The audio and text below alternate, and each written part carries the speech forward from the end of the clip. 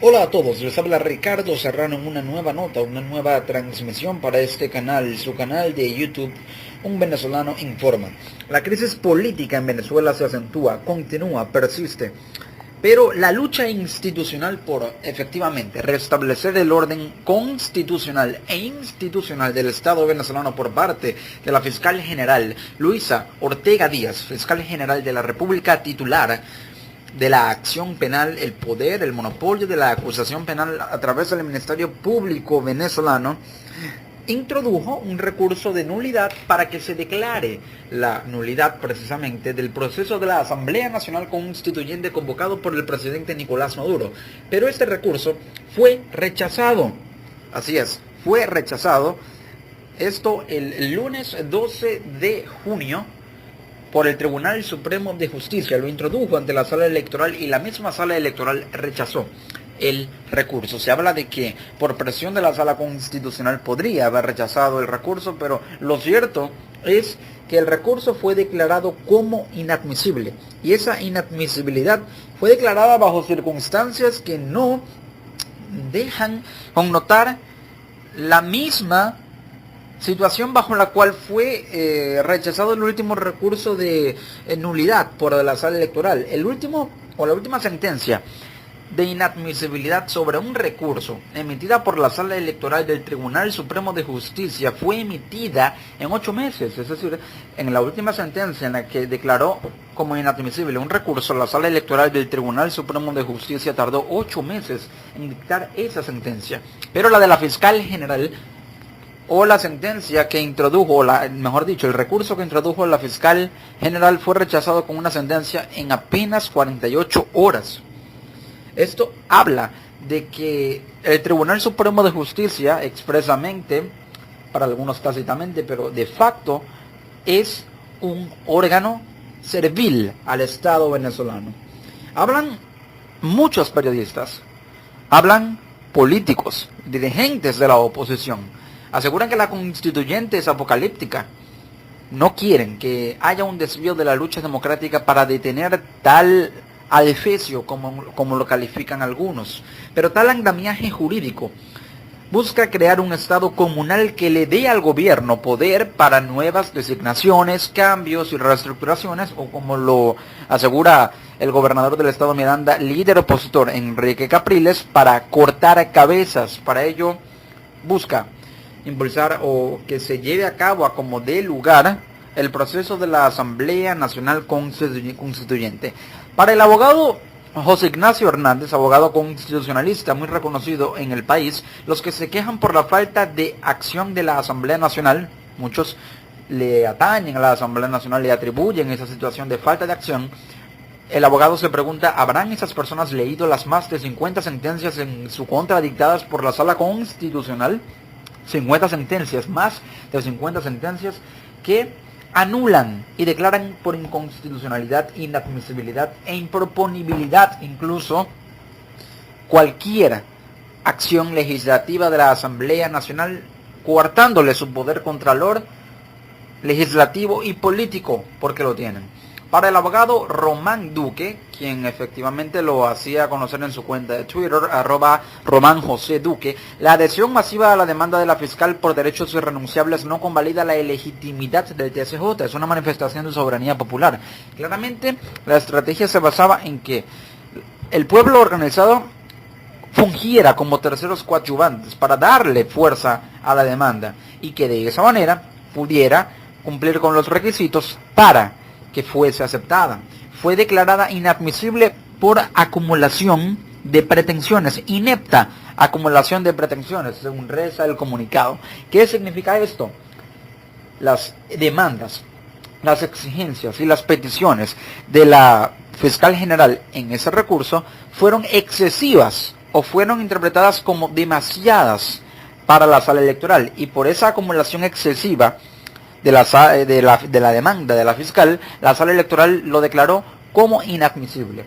Es decir, que no puede admitir un recurso porque no cuenta con la capacidad de procesar tantas peticiones. Ahora, ¿por qué no cuenta con la capacidad de procesar tantas peticiones y exigencias por parte de la fiscal general, pero sí cuenta con la capacidad de aprobar todo un entramado de artículos en las bases comerciales del decreto de el presidente Nicolás Maduro, que fue incluso también avalado por el Tribunal Supremo de Justicia. Son preguntas que de alguna manera dan lugar a una situación en la que el Tribunal Supremo de Justicia actúa como un brazo político.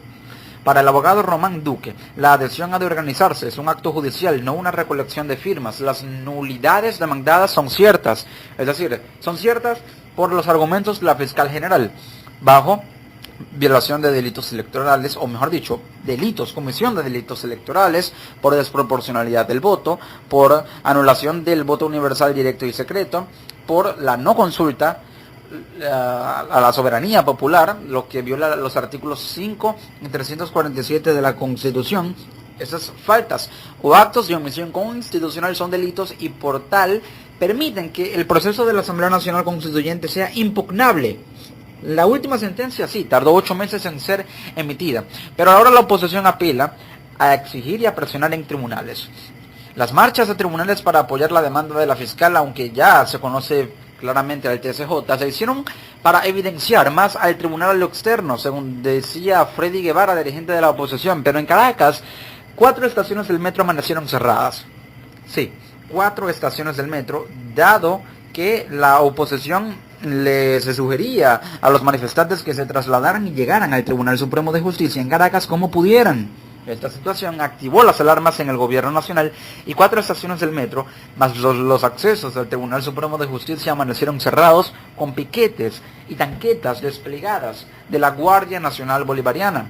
Caracas aún así amaneció con un paro de transporte. El gremio protestaba por la inseguridad y exigía la liberación de un compañero del gremio transportista que fue detenido en una protesta y se encuentra preso, se encuentra detenido. Caracas en una convulsión total. Caracas en una situación de constante protesta. Y esto se estremecía aún más el escenario político, el contexto político en Venezuela, ahora con la renuncia del mayor general Ramírez López, quien es encargado de, o secretario del Consejo de Defensa, mayor general Alexis López Ramírez, corrijo, y renunció al Consejo de Defensa de la Nación por desacuerdo con la constituyente. El alto mando militar empieza a tener divergencias con el proceso de la constituyente. Esto deja entrever que no hay apoyos homogéneos en el estamento militar a un proceso con el cual Maduro también busca refundar las Fuerzas Armadas para darles un mayor control político y que tengan mayor control político sobre el Estado y militarizar aún más la organización político-territorial bajo una configuración de Estado comunal y de un Estado no subdividido en 3 poderes, sino en jurisdicción atribuible a organizaciones comunales bajo la constante supervisión, vigilancia y militarización de la vida en sociedad civil. Eso es lo que podría, de alguna manera, tratar de inferirse bajo interpretación por las intenciones del gobierno de una Asamblea Nacional Constituyente. Ahora, en el plano institucional, la fiscal general de la República no se detiene, continúa con la presión. Y tras haber sido rechazado su recurso de nulidad, declarado como inadmisible, la fiscal introdujo una demanda para que fueran destituidos los magistrados, los 13 magistrados del TSJ, que fueron designados el 23 de diciembre de 2015 por la anterior Asamblea Nacional, que era de mayoría oficialista, proceso que no cumplió con el periodo de postulaciones pertinente, que no duró el tiempo que debía durar, que no hubo mérito en cuanto a los requisitos de experiencia, de profesionalismo, de docencia y de larga trayectoria en las carreras de las ciencias jurídicas para esos magistrados. Por tal motivo, entonces, fueron designados esos magistrados con irregularidades evidentes. La fiscal general pide que sean desincorporados. Luego de introducir esta demanda, la fiscal general denunció que camionetas del Servicio Bolivariano de Inteligencia, SEBIN, la policía política del Estado, y llamadas provenientes de ese órgano de inteligencia, amenazaron a su familia y a ella, y responsabilizó al presidente Nicolás Maduro de lo que pueda pasarle a ella y a su familia. Aseguró que el SEBIN depende del Ejecutivo. Estas denuncias de la fiscal general Luisa Ortega Díaz se suman al incremento de las tensiones en Caracas, cuando un grupo de manifestantes atacó la sede de la dirección ejecutiva de la magistratura del Tribunal Supremo de Justicia en Chacao y destruyeron también una agencia del banco BBVA provincial que estaba en ese lugar. Esto claramente le fue atribuido a la oposición, por lo que asegura el ministro de Interior y Justicia Néstor Reverol. Por otra parte, líderes políticos, dirigentes opositores como Henry Ramos Alup aseguran que el régimen no solo sabotea a la Asamblea Nacional, sino todo lo que hagan los poderes e instituciones que no estén bajo su dominio. Observen ahora lo que le hace la fiscal general de la República. La amenazan con que le quedan 48 días en el cargo y luego de la instalación de la Asamblea Nacional Constituyente el 30 de julio será destituida. La amenaza a dirigencia del Partido Socialista Unido de Venezuela, en la vocería de Diosdado Cabello, vicepresidente del partido de gobierno. La fiscal general interpuso ese recurso para impugnar a los magistrados del TSJ que fueron designados en diciembre de 2015. El recurso podría ser rechazado y después de introducir esta demanda, la fiscal denuncia amenazas en su contra. Pero esto se da también en un contexto en el que este mismo día de protestas, cuando la gente se sumaba a apoyar la demanda de nulidad, el recurso de nulidad, se recibieron informaciones acerca de que en el circuito judicial penal de Portuguesa, por ejemplo, se emitieron órdenes a jueces de la sede del Tribunal Supremo de Justicia en esa entidad de no recibir firmas ni reclamos contra la constituyente de Maduro.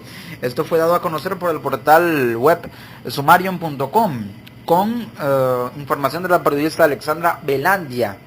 Y también aumentaba la tensión en Caracas en horas de la noche de ese día, específicamente a las 11:13 de la noche, cuando se registraban protestas en varias zonas de Caracas y Vargas, como el Calvario, Guarenas, donde había barricadas, gases y manifestantes. Se confirmaba la información de que 8 niños entre 3 y 8 años de edad ingresaron a la emergencia por asfixia provocada por lacrimógenas en La Guaira. Esta información dada a conocer por los periodistas Angélica González de Univisión y Alberto Rodríguez de Telemundo, ambos venezolanos. Pero también se confirmó otra muerte, otro asesinato, para un total de 69, casi 70 en casi también 70 días de protestas, es decir, prácticamente un muerto por día en Venezuela, más de 2 meses de protestas. Se confirmó la muerte de Sócrates Delgado en Macuto, Estado Vargas, de 50 años de edad, quien murió por un paro respiratorio producto del gas lacrimógeno en la represión que se registraba el 12 de junio en Caracas.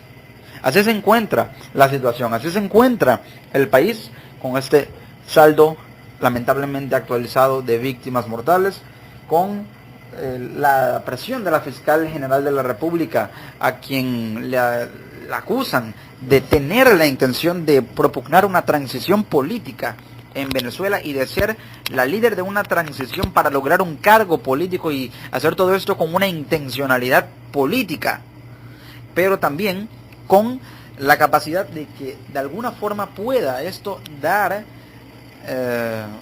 o propugnar un escenario en el que la oposición gane tiempo, y en el que la presión sea más evidente, y en el que a medida que la fiscal general de la República introduzca demandas y presione judicialmente para que el proceso de la Asamblea Nacional Constituyente sea de alguna manera saboteado, y también tratar de que se evidencie al Tribunal Supremo de Justicia aún más como un órgano totalmente parcializado con el gobierno, con el Poder Ejecutivo, esto adquiera fuerza y en instancias internacionales se tomen medidas en tribunales penales internacionales en contra de los magistrados quienes tienen sanciones administrativas en jurisdicción internacional, y esto pudiera suponer algún cargo atribuible e imputable si se les juzgara en la Corte Penal Internacional por delitos de lesa humanidad y delitos de omisión constitucional en contra de la Constitución de la República Bolivariana de Venezuela.